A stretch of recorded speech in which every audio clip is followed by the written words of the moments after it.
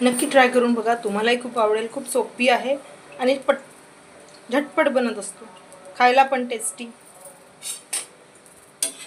बघा किती छान निघतोय।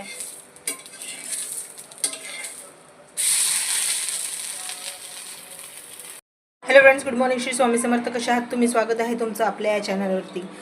आणि आज आपण बनवत आहे रवापासनं डोसा। त्यासाठी मी 1 कप रवा, 1 कप दही आणि 1 कप पाणी घालून त्याला ग्राइंड करून काढणार आहे। ग्राइंड करताना मी त्यामध्ये घालणार आहे थोडी मिरची, काही करी लीव्स आणि थोडं जिरं। आणि त्यांना जेव्हा आपलं ग्राइंड करून होऊन जाणार आपला रवा, त्यानंतर आपण त्याला 10 ते 20 मिनिटं रेस्ट करायला ठेवू।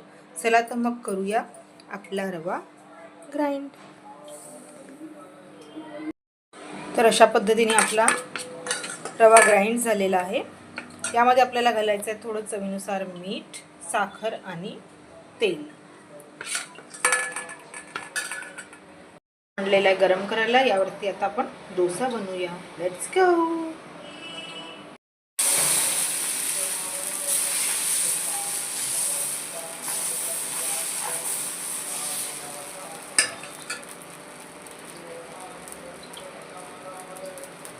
नक्की ट्राय करून बघा, तुम्हालाही खूप आवडेल। खूप सोपी आहे आणि झटपट बनत असतो, खायला पण टेस्टी। बघा किती छान निघतोय।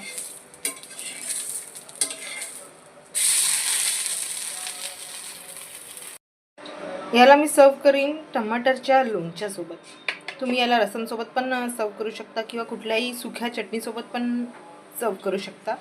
टमाटरच्या लोणच्याची रेसिपी तुम्हाला आपल्या चॅनलवरती मिळून जाणार। आणि बिकॉज याच्यामध्ये ऑलरेडी मी मिरची, मीठ आणि जिरं घातलेलं आहे, त्यामुळे तो असाही खायला स्वादिष्टच वाटणार आहे। त्याला कुठल्याही दुसऱ्या अदर पदार्थाची मला नाही वाटत गरज आहे। पण जर आपल्याला एक पाहिजे एक्स्ट्रा तर मी याच्यासोबत सर्व करते आहे टमाटरचं लोणचं। भेटूया नेक्स्ट व्हिडिओमध्ये नव्या रेसिपीसोबत। Till then bye.